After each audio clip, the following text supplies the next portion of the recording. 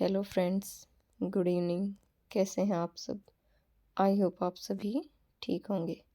ARR let's study channel पे आपका स्वागत है।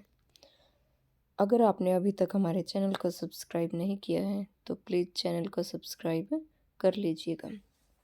आज मैं आपको यूपी पुलिस कांस्टेबल नोटिफिकेशन के बारे में बताऊंगी, यानी कि यूपी पुलिस से रिलेटेड जो भी नोटिफिकेशन में जानकारी है, आपको कब से अप्लाई करना है, कैसे अप्लाई करना है, टोटल कितनी पोस्ट हैं, क्या क्या PMT रहेगा, उसके बाद क्या क्या ज़रूरत होगी, वो सारी चीज़ों के बारे में आज हम डिस्कस करेंगे। तो चलिए हम शुरू करते हैं।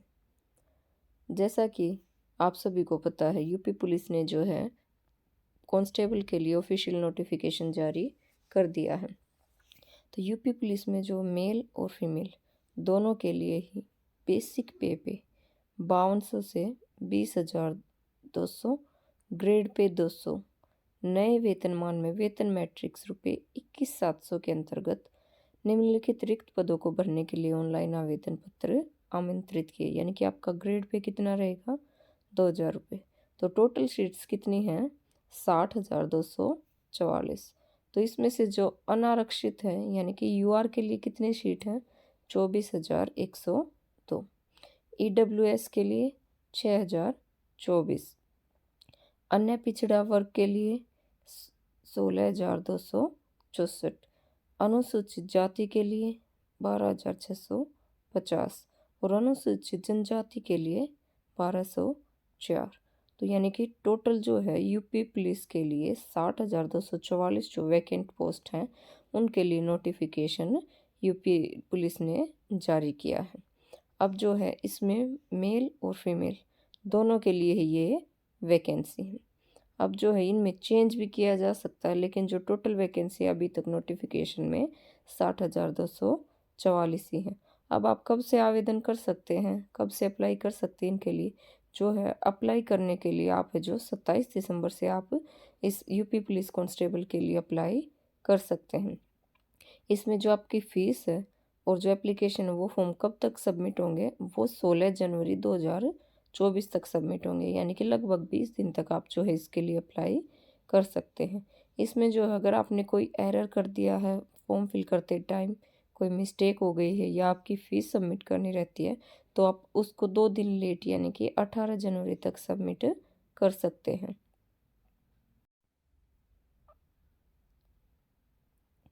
अब जो है इसके लिए फ़ीस कितनी लगेगी? इसके लिए जो है 400 रुपये आपको भरने होंगे फ़ीस के लिए।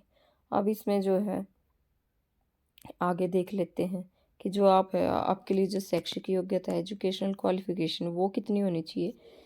भारत में विधि द्वारा स्थापित बोर्ड द्वारा 10वीं एवं 12वीं कक्षा उत्तीर्ण या सरकार द्वारा मान्यता प्राप्त, यानी कि आप 10th और 12th जो है ये दोनों आपके पास होनी चाहिए। अपीयर्ड और अपीयरिंग इसमें फिल नहीं कर सकते। अब उसके बाद जो है एज के बारे में देख लेते हैं। तो एज कितनी चाहिए?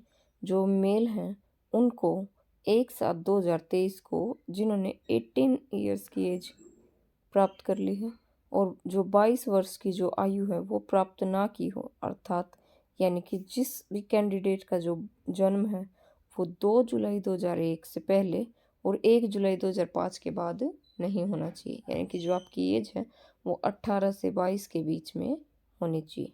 और फीमेल कैंडिडेट्स के लिए जो है उन्होंने 18 की एज कर ली और 25 से उनकी अबो एज नहीं होनी चाहिए, यानी कि 2 जुलाई 1998 से 1 जुलाई 2005 के बाद की एज नहीं होनी चाहिए। 2 जुलाई 1998 से पहले का जन्म नहीं होना चाहिए और 1 जुलाई 2005 के बाद का जन्म नहीं होना चाहिए।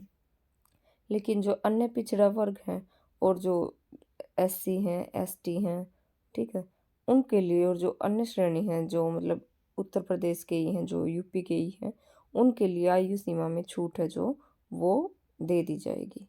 अब इसके बाद जो है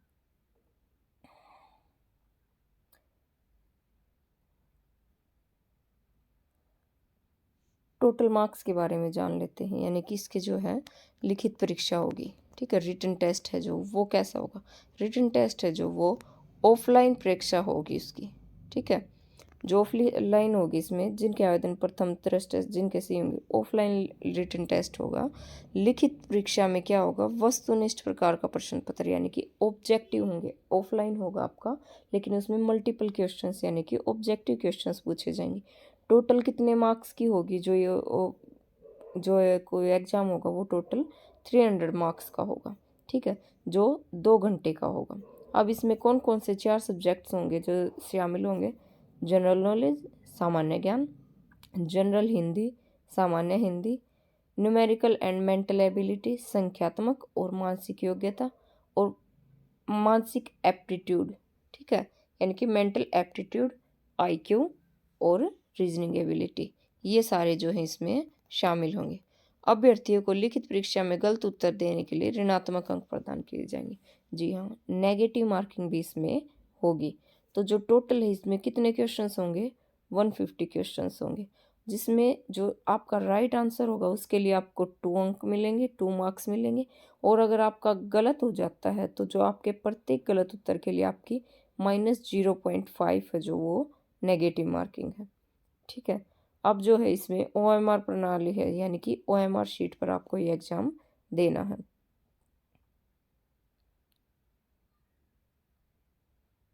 अब इसके बाद जो है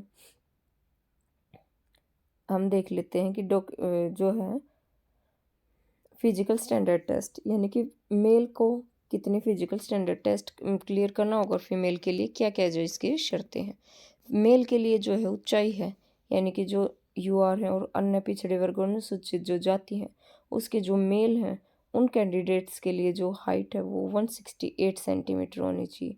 और जो अनुसूचित जनजाति है यानी कि शेड्यूल्ड ट्राइब्ड है उनके जो मेल कैंडिडेट्स हैं उनके लिए जो हाइट है वो 160 सेंटीमीटर होनी चाहिए। उनकी जो चेस्ट है वो कितनी होनी चाहिए, UR के लिए 79 सेंटीमीटर बिना फुलाए और कम से कम 84 सेंटीमीटर फुलाने पर।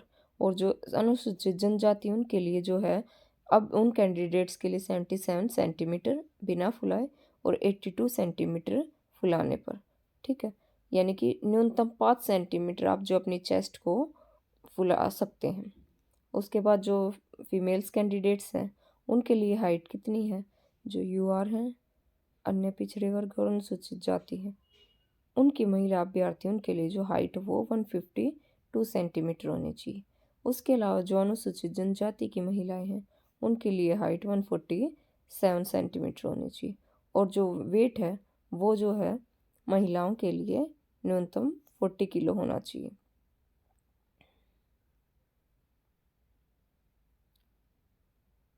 अब जो है फिजिकल एफिशिएंसी टेस्ट, यानी कि इसमें जो दौड़ है वो कितनी है, जो मेल कैंडिडेट्स हैं उनको 25 मिनट में 4.8 किलोमीटर की दौड़ और फीमेल कैंडिडेट्स को 14 मिनट में 2.4 किलोमीटर की जो दौड़ है वो पूरी करनी होगी। यानी कि वे अभ्यर्थी जो विधि समय के भीतर दौड़ पूरी नहीं करते वे भर्ती के लिए पात्र नहीं होंगे और उसी स्तर पर चयन प्रक्रिया से बाहर हो जाएंगे। इसके बाद आपको बता देते कि एज में किसको कितना रिलैक्सेशन मिलेगा। जो अनुसूचित जाति है यानी कि जो UPSC है उसमें अनुसूचित जाति, अनुसूचित जनजाति और जो पिछड़ा वर्ग है उनको 5 साल की एज में छूट मिलेगी, यानी कि उनको 5 साल का एज रिलैक्सेशन मिलेगा। उसके बाद अनुसूचित जनजाति को भी 5 साल का एज रिलैक्सेशन मिलेगा और जो अन्य पिछड़ा वर्ग है उनको भी 5 साल का एज रिलैक्सेशन मिलेगा। लेकिन जो आर्थिक रूप से कमजोर वर्ग है यानी कि जो EWS कैटेगरी वाले हैं उनको एज में किसी भी तरह की कोई भी छूट नहीं मिलेगी। आई होप आपको मेरी ये वीडियो पसंद आई होगी। आज की वीडियो में यूपी पुलिस कांस्टेबल से रिलेटेड बस इतना ही था। कल हम यूपी पुलिस कांस्टेबल के डिटेल सिलेबस के बारे में डिस्कस करेंगे। अगर आपको मेरी वीडियो पसंद आई तो मेरे चैनल को सब्सक्राइब और वीडियो को लाइक और शेयर और वीडियो पे कमेंट ज़रूर कर दीजिएगा। Thank you.